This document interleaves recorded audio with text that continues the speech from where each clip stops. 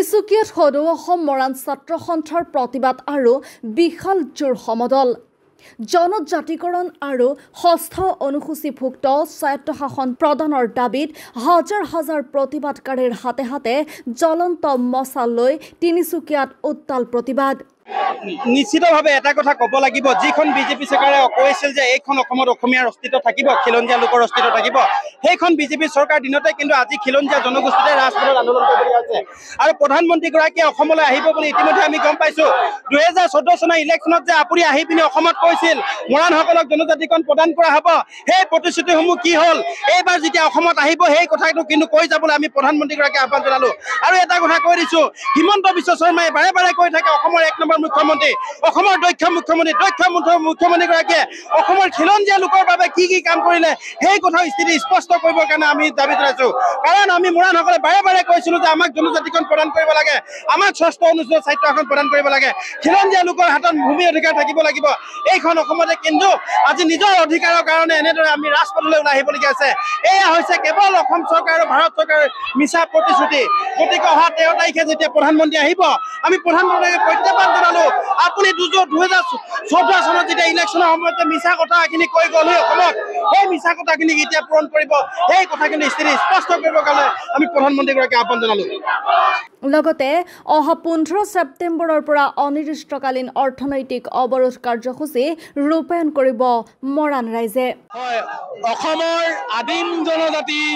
মৰাণসকলক ৰাজনৈতিকভাৱে বঞ্চিত কৰা হৈছে মৰাণসকলক ভূমি অধিকাৰ বিচাৰিছো ৰাজনৈতিক অধিকাৰ বিচাৰিছো শৈক্ষিক অধিকাৰ বিচাৰিছো আৰু সেইবাবে মৰাণসকলে জনজাতিকৰণ বিচাৰিছো অসমৰ আদিম জনজাতি মৰাণসকলৰ জনজাতিকৰণ ষষ্ঠ স্বায়ত্তশাসন জন্মস্বত্ব অধিকাৰ ভাৰতীয় সংবিধানে সেইটো দিব লাগিব আৰু আমি ভাৰতীয় সংবিধানে যিবিলাক বৈশিষ্ট্য ৰাখিছে আটাইকেইটা বৈশিষ্ট্য মৰাণসকলৰ আছে তৎসত্ত্বেও কিন্তু মৰাণসকলক বঞ্চিত কৰা হৈছে কিয় এইটো হৈছে আমাৰ প্ৰশ্ন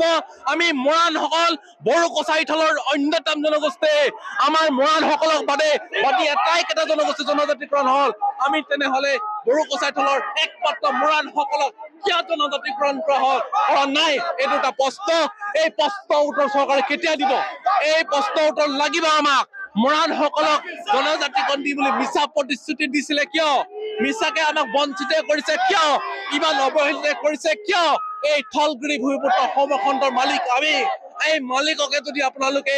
কোনো অধিকাৰ নিদিয়ে এই গৃহতকে যদি কোনো অধিকাৰ নিদিয়ে তেনেহ'লে আমি মৰাণসকলে সেই কথা আমি বুজি পাইছো আমাৰ মৰাণ জনগণে গম পাইছে বুজি পাইছে সেইবাবে চৰকাৰক প্ৰত্যুত্তৰ দিবলৈ চৰকাৰৰ বিচাৰ প্ৰতিশ্ৰুতি দিয়াৰ কাৰণে হাজাৰ হাজাৰ মৰাণ জনগণৰ ৰাজপথলৈ আহিছে ইয়াৰ পাছতো যদি চৰকাৰে কোনো কথা নুশুনে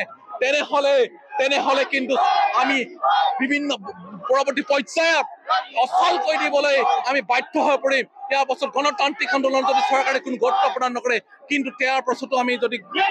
তেতিয়া কিন্তু আমি ব্লেক পন্থা ল'লে গণতন্ত্ৰক আমি বিশ্বাস কৰাৰ বাবে গণতন্ত্ৰী আন্দোলন কৰিছো গণতন্ত্ৰক যেতিয়া আমি চৰকাৰে গুৰুত্ব নিদিব গণতান্ত্ৰিক আন্দোলনক যদি গুৰুত্ব নিদিব কিন্তু তাৰ পাছত কিন্তু বেলেগ পন্থা ল'বলৈ মৰাণ জনগণে বাধ্য হৈ পৰিব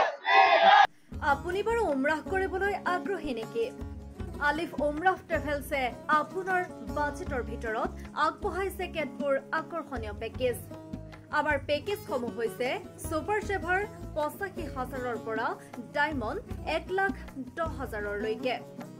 এতিয়া আৰু অপেক্ষা কিহৰ আজিয়ে 7002343617 নম্বৰত যোগাযোগ কৰক আৰু বুকিং কৰক আপোনাৰ পছন্দৰ পেকেজ বিশ্বমানৰ সেৱাত অসমৰ ভিতৰত শ্ৰেষ্ঠ